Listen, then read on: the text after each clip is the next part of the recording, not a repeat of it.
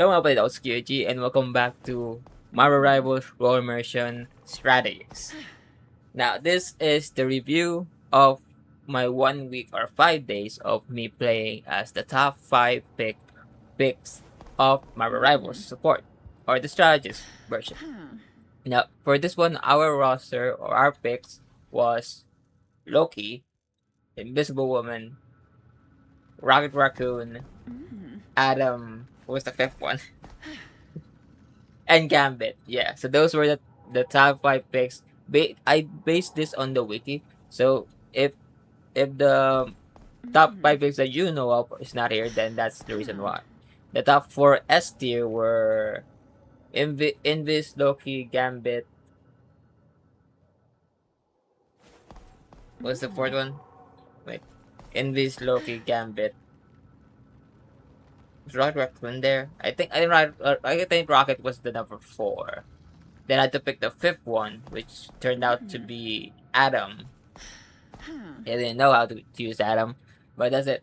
But basically, this is my summary of how fun or how experienced I became on that role and using all those heroes. If you guys are new here, 5-day role immersion is basically me going 5 days using one role and each day having one hero, which is the top 5 picks. If you guys have heroes that you want me to play as for during my stream, then you are welcome to comment down below, and I will pretty much play that hero. And there's a lot of heroes, so there's no mistake that there's going to be one hero that is for me, even though it's not top 5 pick. In any case, here's my summary or my review for each hero. Anyway, in any case, my review or my opinion is just my opinion. This is not a hardcore gamer expert type of review. Don't expect me to go in depth of me saying how each hero go. It's just me like which hero did I have fun in and which hero did I have a much more better controlling than the rest of them. And don't get me wrong, there may be heroes where it is much more better than to me, which is we can be used better by people that I didn't use. That's totally fair. I just suck at games. In any case, let's get started with our first pick, which is our top 1 pick, Invisible Woman. Invisible Woman is a 4-star difficulty, which just like any other hero, I didn't expect to have fun. And with her being a 4-star, I expected myself to not actually have much of a grasp on how to use her, but I actually found myself having fun. The one thing I like about heroes is that their primary attack heals them, and that's what Invisible Woman does. And not only that does it heal one person, it goes through them. So you can heal groups of people if they're lined up together, or if you're moving and they're all clumped up, you can just circle around and just keep healing and healing. Which is why my top 1 pick. Her kit is actually relatively simple. You can protect her or others from projectiles using a shield, and then heal them once they're behind the shield. She also has a push, which is better to push people away once you're getting attacked by the other Spider-Man or you being ganged up on. He also has a gravity well, that damages other characters once they're in there, which I actually use as a combo for myself to gravity well them, pull them in. And her ult is basically like not a dome, but a pillar of healing that also turns your heroes invisible, or I think enemies as well. I don't remember. But yeah, that is Invisible Woman. I really had fun. She is very simple to use despite a 4-star difficulty. If you guys want a hero that is just pretty much spam left click, choose her. Yeah, she's very simple. Not very simple. Cannot say that enough. That's actually really short. No review for her. Because yeah, that is I had fun. She is my top 1 pick, and I will be using her as my main healer if she is available. Okay, moving on to top 2, which is Gambit. Gambit is one of the new characters. I guess it's in just a new character, but Gambit's one of the new characters, and it's actually much more used to in this day.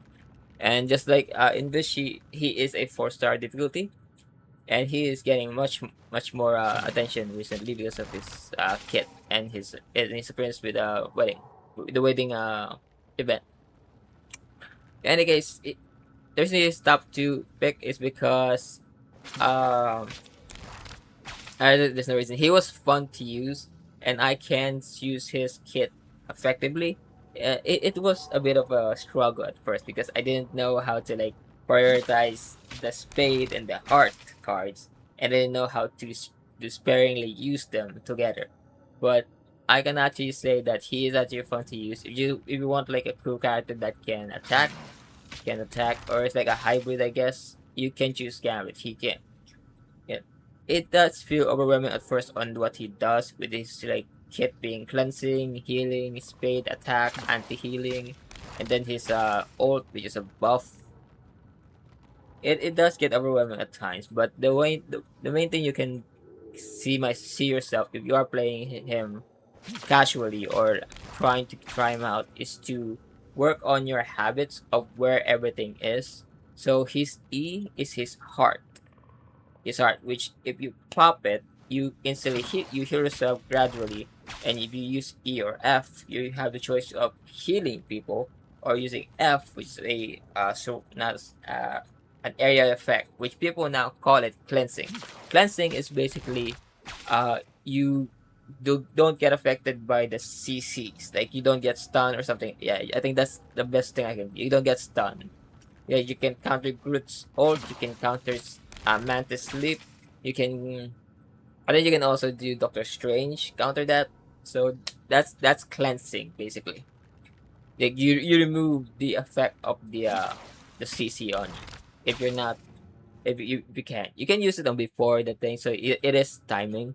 His E. So if you pop your heart and then your E, it is your main healing ability, which people use a lot, which is but it bounces around basically on players, on characters, and they heal them. So that's why it's your main healing, because you can heal with your primary, but your main healing ability is your E. So E is basically heal everyone. F. Now I actually don't know what F. I barely use F. That's basically all it's gonna be. His ult is basically like anyone in front of you, you gotta make sure everyone's in front of you gets boosted. That's all you gotta have to have a mindset on Gambit. His ult just boost. That's it. This was a right click and a shift, but I barely use them other than to escape. So I mainly use Gambit to heal. That's basically it. I don't use him as like a frontline flyer. So yeah, that's actually Gambit. So yeah, it is a top 2 pick because I really don't want to like, focus more on attacking when I'm healing. Even though I still attack in this, I still feel like if I want to attack, I would do Gambit. But now my mindset is like, okay, since in this healing is like whatever is in front of you and whatever is in your back line, you kind of need to heal everyone at once. I will choose Gambit because of his E. So yeah, that's why he's my top 2 pick. Not because he is not fun. It's just very circumstantial. Sorry, it's very in the circumstance of I need to heal everyone or just focus on one person. Mostly you only need 2 healers. There is a triple healer thing going on, but that's and I highly doubt that will happen to me. Next up is wait, no. Hold on. I know I put Mantis here, but she's not one of the list. So who's top 3? I don't think Raccoon is top 3 though. Wait, no, yeah, I guess 2. Oh yeah, Loki, right. So Loki's list. Okay, so next would be Raccoon. Yeah, next is Raccoon. He is top 3. The reason he's top 3 is I actually have experience on him, so I can and as you can see, his difficulty is 1. You can just be on the back line and just rest. Just stay there. Stay there and just pop your heals. That's it. You contribute on that. You contribute a lot, even though you're just staying there. You do have to pay attention that you might get attacked. But stay in the back line and just spam your right click. That's it. You can just rest. Turn your brain off and just heal.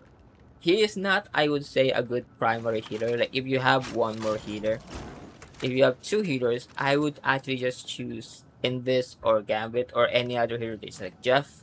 I just don't think Rocket Raccoon as a healer, as a primary, would be good. You can use it, but I guess you can use him as like the third healer. But if you really want a powerful healer that can focus on healing and also contribute to much of his kit, you can choose anybody else. That's my opinion. He does have a much more better kit with his revive, with his damage boost, with his shift. I think that's it, right? Yeah. It's not that he's useless. Don't get me wrong. It's just that for him, I think healing is not that powerful if you focus more on like the top two. I guess you can if you have a much better healer on your roster. But again, I suck, so I might have just used Raccoon in a very not good way. So that's a possibility. But as Rocket Raccoon, he is top 3. Next up is our top 4. Now top 4. Which one did I do top 4? I think Adam Warlock. Adam Warlock. What was your kit, Adam? Okay. Oh yeah, Soban. Okay. Between you and Loki, I don't like. Okay, you know what? Based on what I don't really use, here's top 4. Top 4 is Adam Warlock. Now Adam Warlock, I won't say that I did not have fun. I got his kit. I did get it. I understood this kit to what it can be.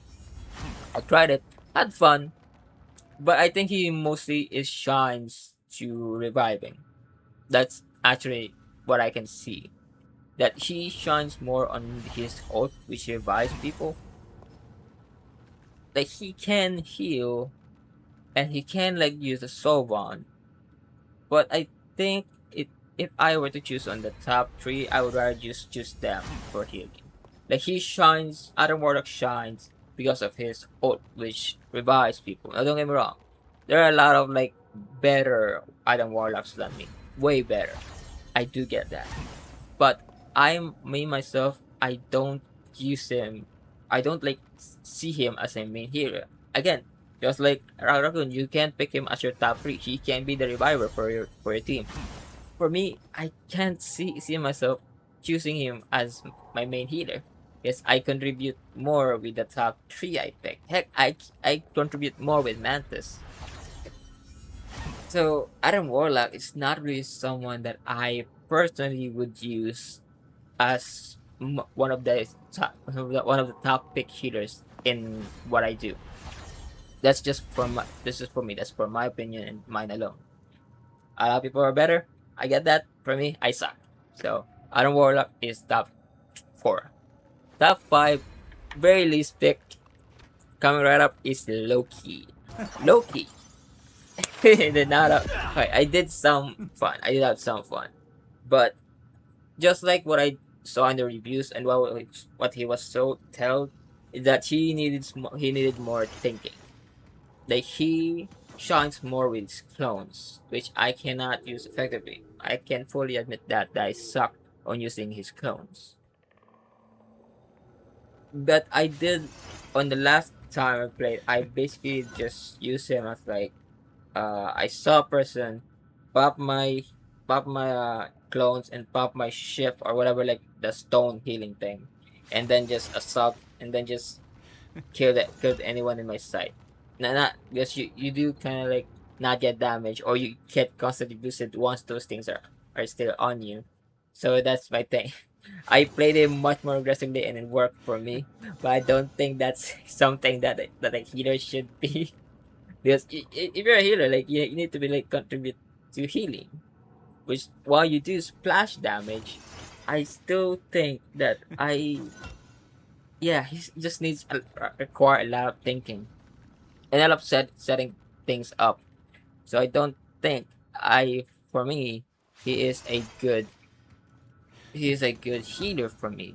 Because of that aspect, like you like you need to go out thinking. Again, don't get me wrong. There might be a better Loki. There's gotta be a top one Loki that uses his kit way better than anybody else. I just suck at thinking that. I just want to turn my brain off. So yeah, yeah, that's why Loki is the top 5 pick on my roster. Yeah. So that's my top 5 strategists. Now, if you actually see my roster, my strike quad for strategists, I put Mantis here. Why? Well, just like in Duelist, I have lot more heroes, but Mantis was one of the main healers I used way before as a support. And way much more better understanding her. I can CC, I can boost, I can heal, boost myself, and I can heal a lot of people. So I can actually contribute a lot. That's why I said like, okay, she contributes more than what I would say Rocket Raccoon or Adam Warlock does. So honestly, if I put top 3 picks, that would be Invis, Gambit, and Mantis.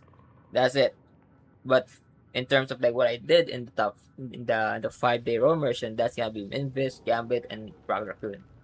But for me, personally, from what I have said, I know what, yeah, shit. Rocket.